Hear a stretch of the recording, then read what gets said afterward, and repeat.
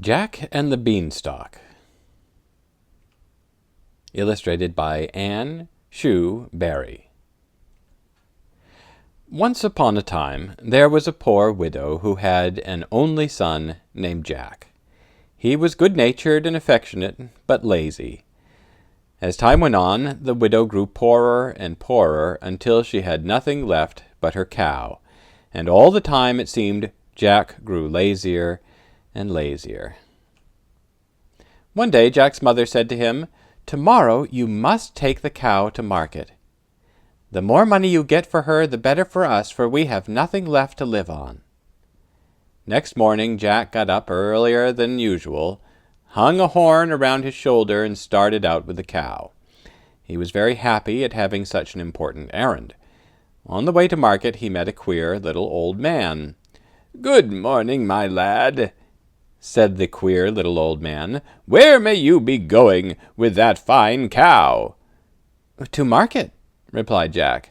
"And what may you be going to market for?" asked the queer little old man. "To sell the cow," said Jack. "As if you had wit enough to sell cows," chuckled the queer little old man. "A bit of a lad that doesn't even know how many beans make 5. "2 in each hand and 1 in your mouth," answered Jack, with a quickness that would have made his mother proud. "Ho, ho!" laughed the queer little old man. "Ho, ho! Since you know beans, suppose you look at these."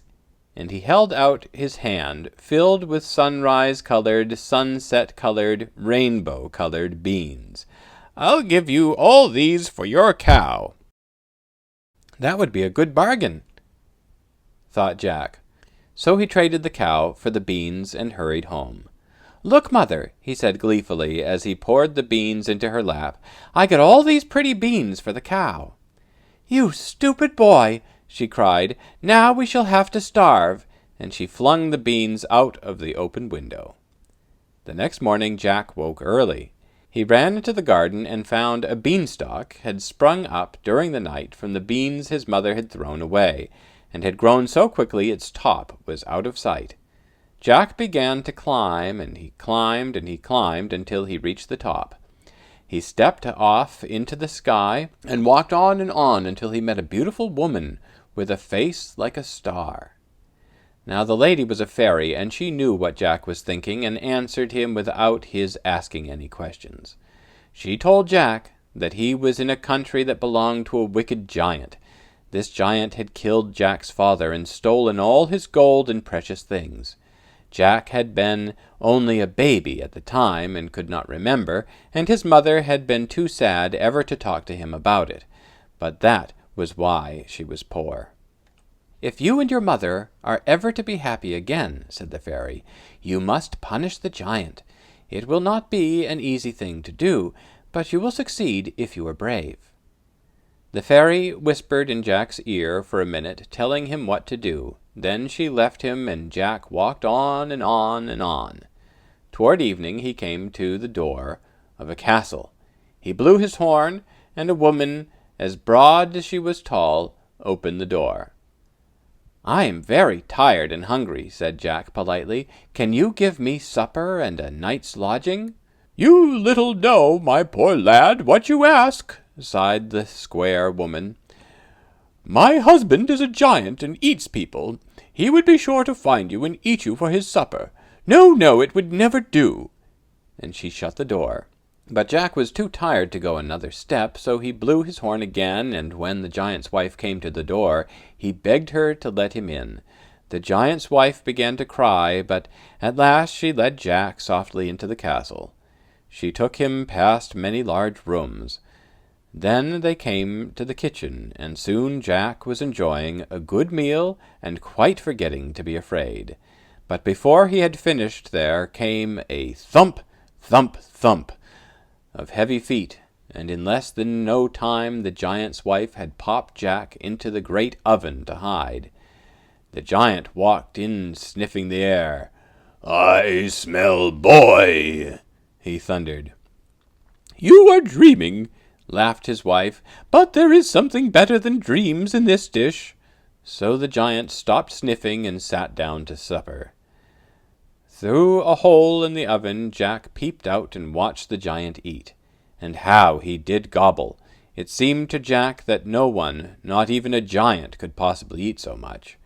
When all the dishes were empty, the giant bade his wife, "Bring me my hen." She brought a much ruffled hen and put it on the table. "Lay!" shouted the giant, and the hen laid a golden egg. "Another!" roared the giant, and the hen, though she had not finished cackling over the first, laid another golden egg.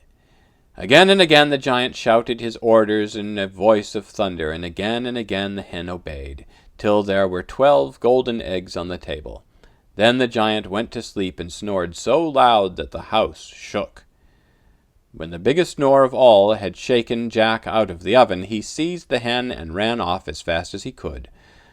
On and on and on he ran, until he reached the top of the beanstalk. He climbed quickly down and carried the wonderful hen, still cackling, to his mother.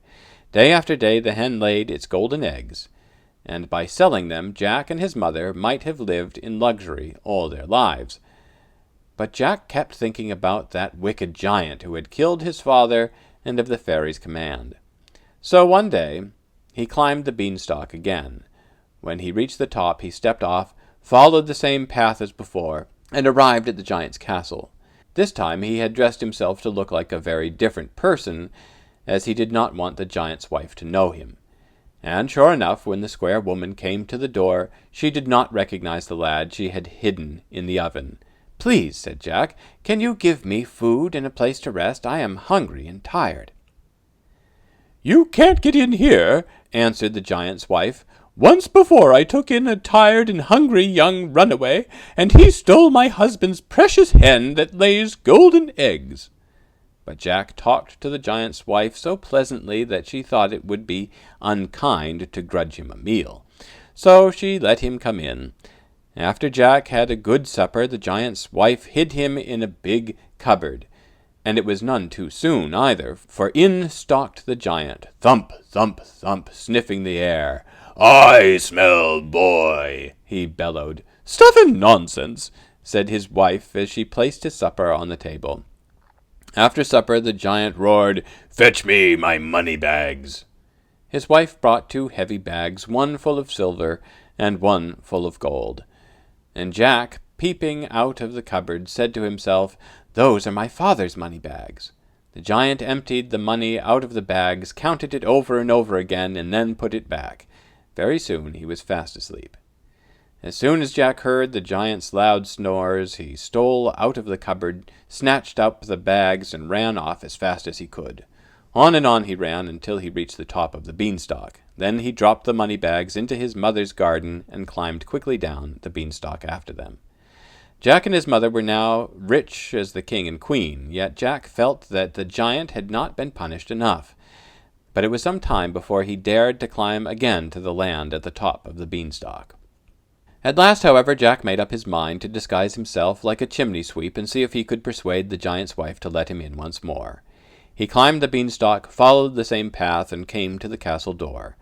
The square woman did not know him, and he begged for a night's lodging. "No, no, no," she said, but Jack begged, and at last the giant's wife took pity on him, gave him his supper, and then turned over an empty kettle and hid him under it. Soon the giant thumped in, sniffing the air, and roared out, "I smell boy." "Boy?" laughed his wife. "You are always smelling boy." After supper, the giant shouted, "Fetch me my harp." "Play!" commanded the giant, and the harp began to play all by itself. Such lovely tunes Jack had never heard. It played and played until it played the giant to sleep, and his snores drowned the sweet music. Then Jack jumped out from under the kettle and seized the harp. But no sooner had he slung it over his shoulder than it cried out, "Master! Master!" Jack was frightened and ran for his life toward the top of the beanstalk. He could hear the giant running behind him, thump, thump, thump, but the giant was so heavy he could not run very fast. Jack reached the top of the beanstalk and slid down it as quick as lightning, calling out as he went, "Mother! Mother! The axe! The axe!" Jack's mother, holding out the axe, met him as he touched the ground. There was no time to lose, for the giant was already halfway down the beanstalk. It swayed and bowed under his weight. With one slashing blow, Jack cut the beanstalk in two. There was a crash, and the giant lay dead in the garden. Then Jack told his mother all the story, while the harp played a sad song for its old master. And as for the wonderful beanstalk, it never grew again. The end.